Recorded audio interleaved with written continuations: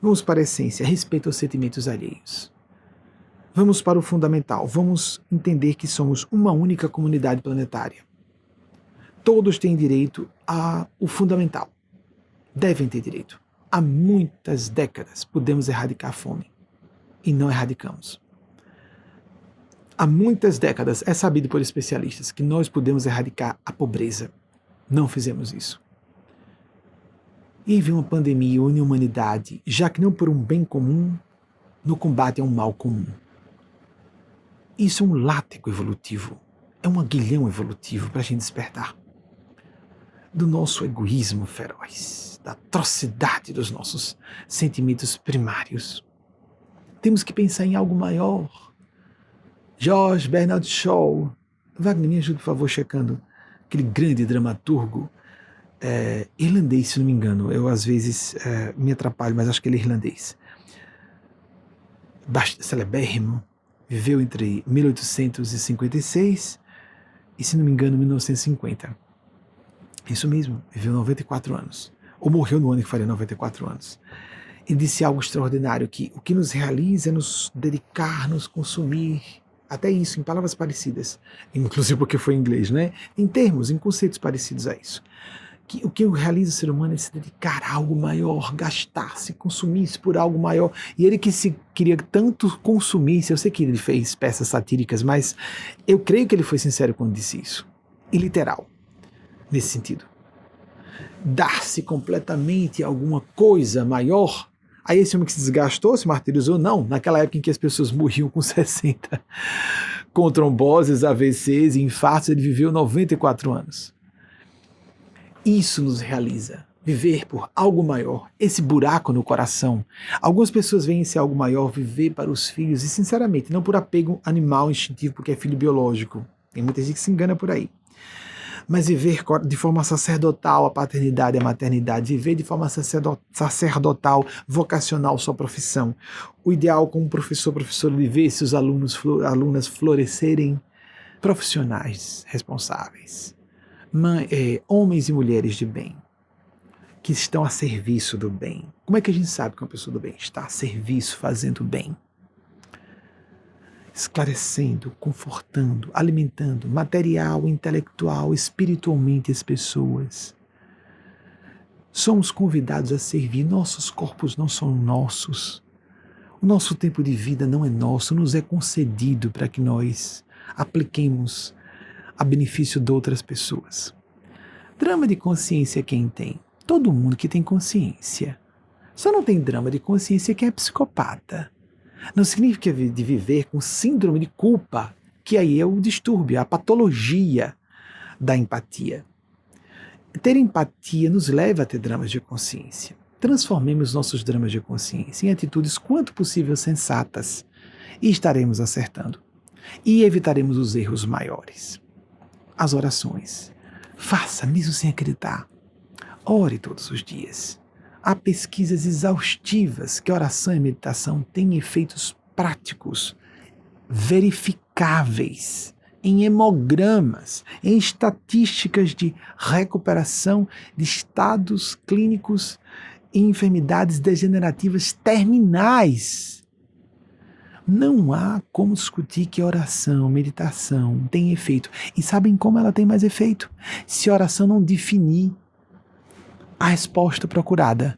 Faz mais efeito para curar-se uma pessoa de uma enfermidade. Se a prece for, seja feita a sua vontade. Estatisticamente, essa prece tem mais efeito para curar a enfermidade do que, meu Deus, me cure dessa enfermidade. Porque curar de uma enfermidade é uma coisa. Curar a raiz profunda daquela enfermidade é outra. E nosso Senhor Jesus fala sobre isso. 10 leprosos procuraram-no. E ele diz, vão até o sacerdote, veja como ele respeitava as tradições, e façam uma oferenda. No percurso, eles foram curados. E exultantes prosseguiram. Só um retornou para agradecer a Jesus. Só um. E esse um era samaritano, que era visto como um estrangeiro, Tinham o mesmo idioma, usavam o mesmo idioma, seguiam a parte antiga da Bíblia, a parte antiga do Antigo Testamento, os 5 livros básicos, mas não como os judeus que seguiam os demais. Eram vistos como hereges, eram outro povo. Quando as culturas são muito próximas, elas se rivalizam mais, em vez de se verem como fraternas. É o contrário. Só um voltou. E Jesus chama a atenção dos judeus em torno. Mas só esse estrangeiro, vocês não dizem que estrangeiro é inferior, não presta? Só um voltou e um estrangeiro? Era o alerta. O mestre que estava chamando a atenção, que raça, etnia, língua, cor de pele, orientação sexual, nada disso. Jesus não condenou homossexuais, nem mulheres, nem negros, nem estrangeiros, nada, mas ele, só esse estrangeiro voltou, não foi? Então ele é superior a vocês? Por ser estrangeiro? Ou esse assunto não importa? O que ele quis dizer? Só um voltou e o estrangeiro? Porque havia muita etnofobia, xenofobia e etnofobia, vamos colocar assim. Há hoje muita ainda. Estamos com o horror do racismo aqui, não é? Nos Estados Unidos pegando fogo, como sabem. Do evento em Minneapolis. Insustentável isso. Insustentável o racismo. Ou a maldade disfarçada de racismo. Ou a maldade disfarçada de homofobia ou de machismo. Isso é insustentável. Insustentável. E é uma coisa que não é contra só um policial, porque ele havia sido inocentado de 16 situações similares antes, ou seja, é cultural. Não é à toa que a população está se sublevando daquela forma. Não aqui entrando na questão de quanto vamos dizer que está certo ou errado a população reagir, mas não se pode ficar passivo diante disso. Respeitamos a reação de indignação justa se espalhando pelos Estados Unidos por algo que é completamente inaceitável nos dias de hoje. Um rapaz ser morto, não é nem a queima-roupa de forma... Eu nem quis ver, só sou por amigos como foi que aconteceu. Eu não quis ver. Então, só esse estrangeiro voltou para agradecer? Onde estão os outros 9? Jesus queria que a pessoa se ajoelhasse aos pés dele e agradecesse? Não, ele estava chamando a atenção para a falha de sintonia. Se a pessoa não tem um padrão da gratidão, como é que ela vai chegar à transcendência do contato com o céu se ela não consegue ser civilizada, agradecer a pessoa que ofereceu gratuitamente uma cura para uma doença incurável? Se a pessoa não tem nem gratidão num evento como esse, como é que ela vai querer qualquer outra coisa da vida ou de Deus? De si mesmo, de si mesma. Aí Jesus faz a cura mais profunda apenas com esse. Por causa da sintonia dele. Vá, que a tua fé te curou. Ou vai, que a tua fé, para ficar na mesma pessoa. Vai, a tua fé te salvou. A tua fé te curou. Nesse momento, ele fez a erradicação ou transformação, aquela coisa, confusão transformada em conversão, em complementação da causa profunda da lepra. Nós não sabemos se era algum eczema de pele ou o que era. Tudo era tido como lepra na época por um grau baixíssimo de informação na medicina. Todas as ciências, né? Era uma era pré-científica, na verdade, no sentido de ciência como entendemos hoje, não havia ciência. Mas haviam primórdios de ciência, primórdios de medicina. Vá. Aí então a causa profunda que causou aquela enfermidade foi transformada naquele momento. Os outros, será que voltaram a enfermar uma semana depois? Todos aqueles corpos morreram. E o que interessa é quem somos. Ideias, sentimentos, finalidades, propósitos, inteligência, consciência. Não necessariamente localizando nesses órgãos. Vocês estão entendendo? É simbólico, metafórico, mas há um sistema nervoso especial no coração. Há um estudo 94 que fala sobre isso. Não tem importância, vamos entender como metafórico. Realmente sou mero representante de seres superiores. Eles não querem ser chamados de seres superiores, mas são. Superiores querem dizer mais desenvolvidos, muito mais desenvolvidos que nós. Aí alguns vão dizer que são ETs, alguns vão chamar de anjos. Eu garanto que não é meu inconsciente. Eu sou macaco velho, velho de guerra, de fazer análises autocríticas sobre mim. Eu já me conheço.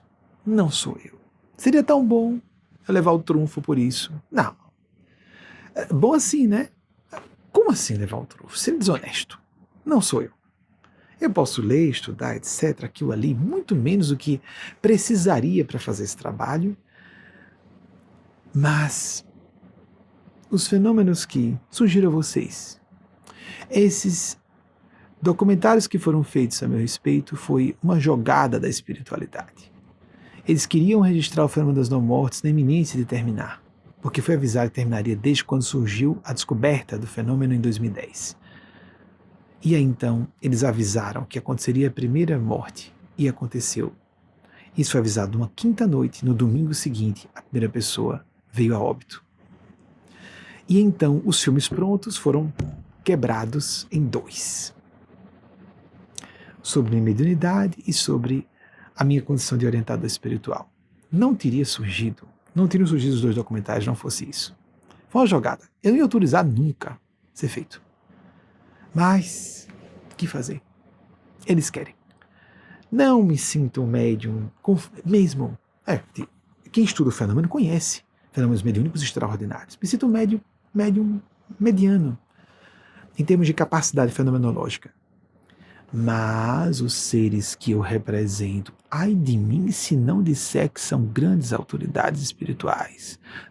Tanto é que algumas pessoas muito perspicazes, realmente inteligentes, realmente cultas, nos acompanham.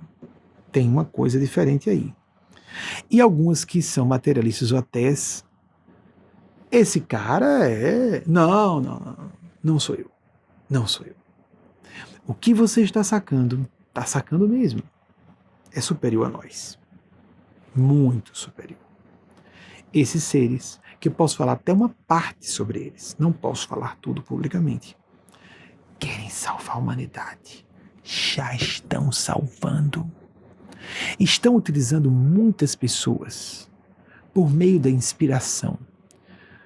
Grandes figuras públicas, influenciadores na internet, todas as pessoas tiverem uma partícula de desejo de fazer o bem, estão sendo utilizadas sem nem saberem.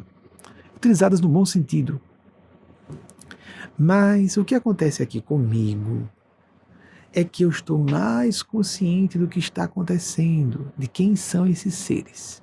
Por isso, esses seres pedem que alguns de vocês venham me ouvir, porque aqui vocês ouvem o discurso mais completo.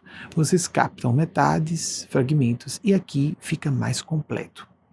Por isso, o fenômeno das não-mortes, que nunca aconteceu, nunca foi registrado, aconteceu aqui com nenhum mérito à minha pessoa, ai de mim se disser alguma coisa em contrário. Mas por causa dessa fala que eu estou canalizando, fazendo assim mesmo, não sou eu, é uma fala que eu estou canalizando. Talvez por isso eles tivesse sido essa uma das razões para eu ter sido escolhido para isso, porque eles sabiam que eu ia falar isso com muita segurança. Não sou eu, não é minha pessoa que está sendo endossada dessa forma. Isso é heresia. É uma coisa sagrada, um solo sagrado. Então essas vozes estão falando, e alguns de vocês, deixa eu ouvir lá esse cara. Eu continuo na minha religião, continuo no meu ateísmo, mas o que agora ele está falando? Porque não sou eu, minha pessoa. Não mesmo. Alguém querendo dar crédito ou não tem importância, porque não sou eu mesmo. É claro que muita gente pode ser salva se ouvir diretamente essa fala. E alguns serão responsabilizados por não levarem um crédito adiante. Serão. Muitas pessoas poderiam ser salvas do suicídio se ouvirem a nossa fala, sim.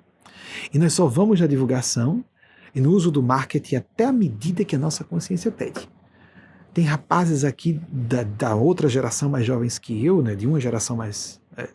que tinham idade de ser filhos e filhas minhas, que ficam agoniados porque eu não tomo certas iniciativas. Não vou tomar porque eles não estão determinando. Quando determinaram que eu fizesse isso ou aquilo, eu fiz. Quando pararam, eu parei também. Então, alguém pode ser responsabilizado porque não passou adiante o crédito? Pode. Não porque é crédito para mim, mas porque é crédito ao conjunto inteiro da obra, que vai esclarecer e ajudar muito mais a pessoa, se ela ouvir tudo. Principalmente que nós não criamos o império do dízimo. Não estamos. Seria muito mais fácil. Principalmente porque não estamos nos candidatando a cargo público, nem nunca vamos nos candidatar. Eu digo isso desde que comecei meu trabalho. Em minha terra, aos 23 anos, sim, vai se candidatar a que cargo? Nunca me candidatarei. E o discurso é o mesmo. Estou hoje na iminência nesse ano de completar 50 anos. Se a divina providência autorizar que eu chegue aos 50 em outubro. Então, há 27 anos, o programa TV foi lançado em 1994. Há 26 anos falo exatamente a mesma coisa. Não vou me lançar a cargo público. Tenho uma opinião profunda de que orientação espiritual e liderança política não se casam, essas duas lideranças não se casam. É uma opinião minha, as pessoas podem discordar, mas eu acho isso adulteração do propósito. Ou se é líder político, ou se é líder religioso, se juntar duas coisas não serve como líder para nenhuma coisa nem outra. É uma opinião pessoal. Vocês podem discordar à vontade, é apenas a minha opinião. Não acho que se deva respeito, inclusive que há evangélicos pobres, pastores evangélicos pobres, decentes, sensíveis. Mas não acho, minha opinião profunda, convicção estabelecida, não acredito que espiritualidade ou religião seja um caminho para enriquecimento material. Essa é uma opinião profunda minha. E acho que isso reverbera na consciência e no coração de muitas pessoas que nos acompanham. Poderia a pessoa buscar enriquecimento por esse meio? É um meio fácil de enriquecer. Poderia a pessoa usar tribuna religiosa para púlpito político, para uma plataforma política? É fácil fazer isso. Eu me oponho a isso. Não concordo. Acho indigno. É uma opinião pessoal, vocês podem discordar. O dízimo existe na Bíblia porque o Estado de Israel era teocrático. Era imposto único. Algumas pessoas podem utilizar para manter suas igrejas, eu entendo, compreendo. Acho que muitos são decentes. Sendo honesto, estou sendo franco. Sendo honesto no sentido de transparência. Acho. Tanto é que tem pastores pobres. Mas não tomei essa rota. Tomei a rota de cruamente, apenas também não pode se viver só da vida sacerdotal e espiritual. Você tem que ter um trabalho profissional durante o dia e à noite, só nas horas vagas. O resto do seu tempo, já cansado, você se dedica à atividade espiritual. Há pessoas que acreditam nisso. Eu discordo. Isso é desrespeito com o espiritual. Todas as tradições, orientais e ocidentais, todas as religiões, cristãs ou não, têm classes sacerdotais. Quando a gente valoriza muito uma coisa, a gente se dedica completamente a ela. Isso não é simonia, venda de coisas sagradas. Não. Isso é devotamento a uma causa sacerdotal. Aqueles que acreditam que, necessariamente, para a pessoa ser decente, tem que fazer tudo de graça e não pode, de modo algum, se dedicar exclusivamente a um trabalho espiritual, não dá valor suficiente ao trabalho espiritual. Eu lamento ferir a opinião de algumas pessoas, mas isso é bem óbvio. Todas as tradições espirituais da humanidade, inclusive as cristãs, todas, com exceção de uma corrente que eu não vou citar, que todo mundo já está entendendo. Isso é realmente um grande equívoco de um movimento que aconteceu no Brasil só. Não existe mais em nenhum lugar do mundo isso. Isso está errado. Como no passado, ser professor não podia ser profissão. A pessoa tem que fazer por diletantismo. Quando surgiram as escolas e a profissão do magistério no século XVII, pá! Explosão da Revolução Científica, da Revolução Industrial, Revolução Comércio, tudo ao mesmo tempo. Iluminismo. Tudo surgiu quando surgiu a profissão de professor ou professora. Se nós valorizamos muito uma coisa, nos dedicamos completamente àquilo, ainda que, por exemplo, eu muitas vezes lá, faculdade de Direito, você está maluco? Vai largar a faculdade de Direito? Eu não sabia se ia poder comprar a feira da semana seguinte, mas eu não tinha filhos, já sabia que não ia ter filhos. Eu preferi passar por grandes vexames porque eu quis seguir o que eu julgava que minha consciência determinasse. Talvez por isso eles tenham me escolhido para isso também. Mas gostaria que todas e todos levassem para casa isso. Nós somos ouvidos nas nossas preces, mas respondidos de modo muito melhor do que nossas expectativas, que normalmente serão frustradas, porque nós temos inteligências limitadas. Mas as graças que abundam nas práticas espirituais são tão grandes. Os efeitos em cascata são de tal modo imprevisíveis como são as desgraças quando a gente bate a porta na cara da graça, acreditando ou não. Acreditando ou não. Abramos os nossos corações. Vivemos uma era de negativismo, niilismo, existencialismo e cinismo, um relativismo que nos deixa à porta da desesperação coletiva. Tanto que a pandemia está se convertendo em um pandemônio. Vejamos como está o Brasil. Mas isso já vinha de antes. A pandemia apenas torna mais aguda a situação. Ouçamos as nossas consciências, tenhamos nossas práticas espirituais. E a divina providência nos vê, nos ouve e nos assiste. Como disse nosso Senhor Jesus, não há aquele que abandone pai, mãe, fazenda, filhos e filhas, irmãs e irmãos, que não receba 100 vezes mais nessa vida e na outra a vida eterna. Não é 100 vezes mais fortuna, não é 100 vezes mais necessariamente parentes biológicos, não, podemos ter amigos. E significa que devemos abandonar nossas responsabilidades financeiras. Adultos têm que ser responsáveis por sua vida financeira. Responsabilidades parentais, não, isso é sacerdócio. Enquanto as crianças são menores de idade, filhos e filhas adotivas ou biológicas, é a responsabilidade nossa, ponto. Não crivo da prioridade. Primeiro, a minha consciência. Aí eu vou ser um bom pai, uma boa mãe, um bom profissional, o reino de Deus. Minha consciência, meus princípios, o coroamento na Igreja Católica, há a celebração, como fui católico conheço, há uma celebração, uma ritualística de celebração da coroação de Maria, Nossa Senhora, no mês de maio, hoje é o último dia de maio. Que haja um coroamento de nossas consciências, Maria, que também na nossa visão foi um Cristo, os 3 seres crísticos para a terra, representantes de Deus, Pai, Filho e o que uma criancinha terminaria? Mãe. Aí nós pusemos uma figura masculina, neutra, uma pomba, mas tem que ser homem. Que heresia, isso é uma blasfêmia. Deus é completo, Deus é absoluto. Pai, Filho e Mãe, Espírito Santo da Mãe. A Mãe estava presente, Stabat Mater, ela estava ali. Na hora que ele diz, Pai, Pai, por que me abandonaste? A Mãe estava de pé aos seus pés. A Mãe espiritual da Terra veio nos salvar. Desde lá atrás ela disse com Lúcia dos Santos em Portugal, por fim meu imaculado coração triunfará, vai triunfar. Só que não vai violar nosso livre-arbítrio. Por isso a dimensão de sofrimentos, a variedade monstruosa de tormentos que atravessaremos, dependerá essa variedade, dependerá essa intensidade de sofrimentos do quanto nosso livre-arbítrio como indivíduos e coletividades for utilizado esse livre-arbítrio nos 2 sentidos.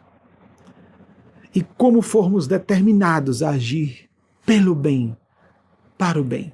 Aquilo que Abraham Lincoln falou, né? Do governo do povo, pelo povo, para o povo. Nós devemos nos fazer pelo bem, para o bem, do bem. Que a mãe e o pai, a face maternal de Deus, a face paternal, a maternal e a paternal, nos inspirem, nos protejam e a misericórdia de Deus se apiede de nós e abrevie esse período de crise para que sobrevivamos como civilização a essa crise tão medonha. Que o Brasil e suas instituições sobrevivam. Que os Estados Unidos, com o seu ideal, o seu ideário tão antigo de liberdade e democracia, que os Estados Unidos sobrevivam. Nós precisamos ainda da liderança americana no mundo. Não estamos preparados para uma liderança chinesa, nem mesmo liderança europeia. A Europa já cumpriu seu papel no passado. Agora é a vez de nós das Américas fazermos nossa parte.